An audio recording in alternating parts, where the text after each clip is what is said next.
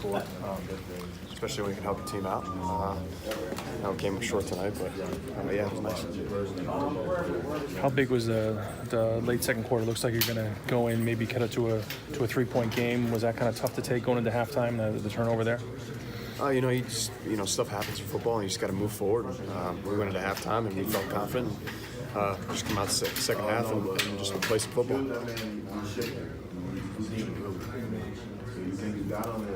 Coach was saying you're still focused on goals that are out there. Even you said it without saying it, but a bowl game is still out there. I mean, is that stuff that still drives you guys Absolutely. And keeps you going? Yeah, absolutely.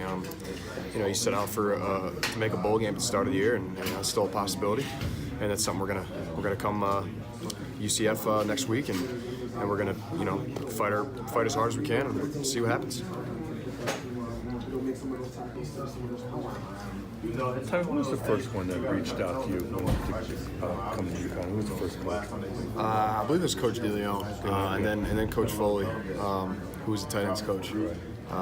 Those two were the first two, and shortly thereafter, I just was able to meet all the coaches, which was good. You've played for every coach in UConn history, right? I have. And Coach Etzel just compared you guys to like Mason tenders, the guys building foundations.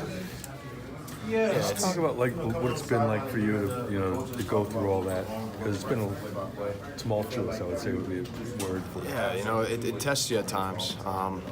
You're trying to find a home, but when I heard Coach Etzel was going to be the coach this year, I was really excited. I've said this 100 times. It brings back a tradition that I think the program's been lacking, and Coach Etzel has been straight with us from day one, and we've given everything we got to him, and he's given everything that he's got. So it's a good match for us.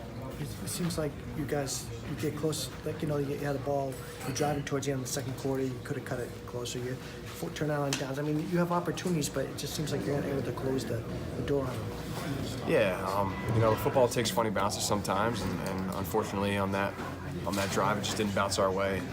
And that's the game. You just got to move on from it. You got to go into halftime and recoup and come out the second half and give it everything you got. It's hard to. You guys play with so little margin of error. It seems like like it's Gavin was talking about that play that just bounced off McLean's hands. It could have been 17-14 at that, and then big plays happen to you. I mean, is it tough to you have to feel like you got to be so precise at a given moment that. Yeah, football is just all about execution, and when you don't execute to the best of your ability, you come up short, and that's what happened. Not only on that play, throughout the game. And football's, I know you guys heard it so many times, it's a cliche, but it's a game of inches, and that shows right there. Just an inch to the left or the right, that ball is caught, or that ball hits the ground, or whatever. But you just got to move on and keep going forward. Is it weird for you to play? This is your last game here, but there's a lot left. Is that kind of bizarre for you? Or?